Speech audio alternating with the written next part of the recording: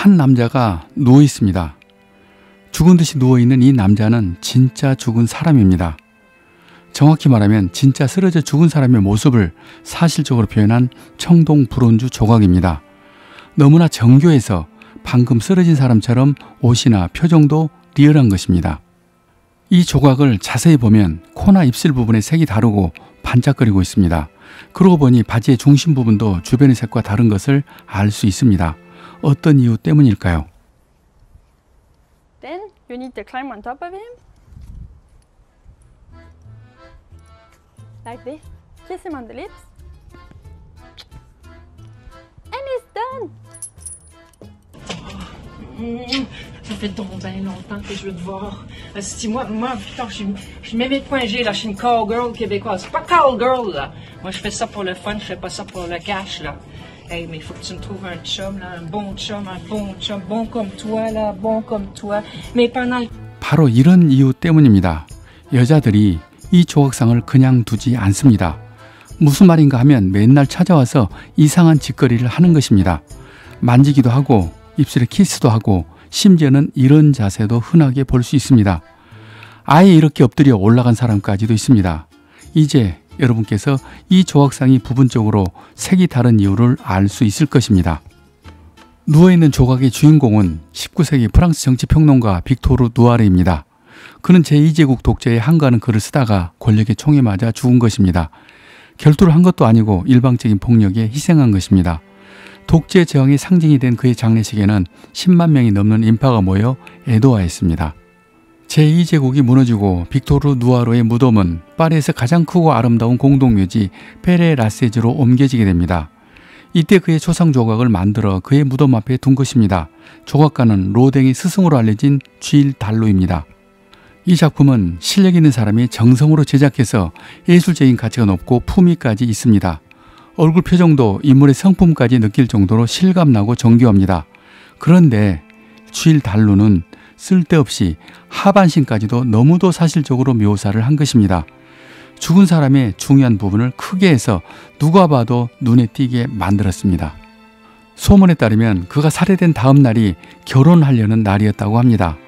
그런 스토리와 함께 특별한 느낌이 생기는 이 조각상을 여성들이 가만히 두지를 않았습니다. 그의 죽음을 애도한 것도 아니고 아무 상관없는 사람이 시도 때도 없이 찾아오는 것입니다. 혼자도 오고 단체로도 오고 남자친구 또는 남편과도 여기를 찾아와서 이상한 의식을 하는 것입니다. 그 이상한 의식은 임신을 할 수 있고 남편과도 사랑이 좋아진다는 속설 때문입니다. 그런데 이 남자는 대체 왜 이러는지 모르겠습니다. 중요한 부분과 신발을 만지고 있습니다. 그리고 여자친구와 같이 중요한 부분을 같이 만지면서 키스를 하고 있습니다. 이들에게는 아이가 생기는 문제가 절실한 것 같습니다. 이런 이유로 해마다 수천 명의 방문객이 찾아옵니다. 심지어는 남자가 없는 여자도 와서 이런 짓을 합니다. 이러면 혹시 남자가 생길 수도 있다는 것입니다. 2004년 마침내 파리 당국은 무덤 주변에 여성들이 접근하지 못하도록 담장과 경고문을 설치했습니다. 경고문에는 그래피티나 외설적인 행위로 인한 모든 손상은 기소될 것이라고 경고했습니다. 여기서 외설적인 행위는 무엇을 말하는 걸까요? 저도 잘 모르겠습니다. 손으로 만지는 것 이외에 다른 어떤 것이 있는 것 같습니다. 그래도 여성들은 멈추지 않았습니다. 아예 담장을 허물어버릴 정도로 시끄럽고 요란한 시위를 몇 차례나 벌였습니다. 빨리 원래대로 다시 개방하라는 것입니다. 이때 프랑스 당국은 어떻게 했을까요? 어느 날 조용히 울타리를 없애고 개방해 줬습니다. 하고 싶은 것 계속 하라는 것입니다. 문제는 여기가 동남아나 아프리카 같은 후진국이 아니라 문화예술의 선진도시 프랑스 파리에서 지금 현재 일어나는 상황입니다. 여기서 저는 미술이 원래 그렇다는 말씀을 드리고 싶습니다. 미술이 처음 출발부터 예술만을 위한 순수한 목적으로 시작된 것이 아니라 인간의 길흉 화복을 해결하려는 노력에서 출발한 것이기 때문에 그런 것입니다.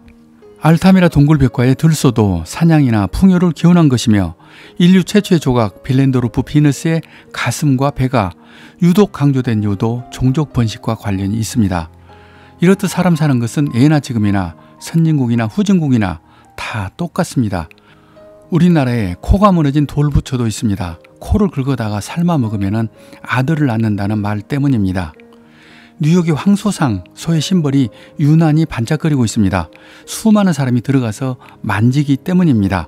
심지어 이렇게 누워서 소의 심벌을 혀로 핥고 있는 여자분도 있습니다. 대체 왜 이럴까요?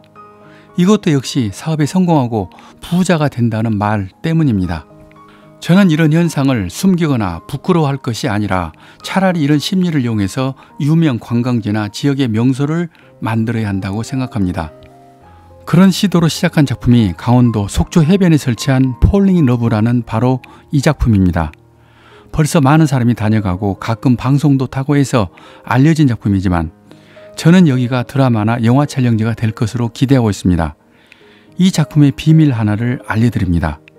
여기서 사진을 찍으신 분은 반드시 사랑이 이루어지고 완성됩니다. 오늘은 여기까지. 저는 작가 이철이었습니다.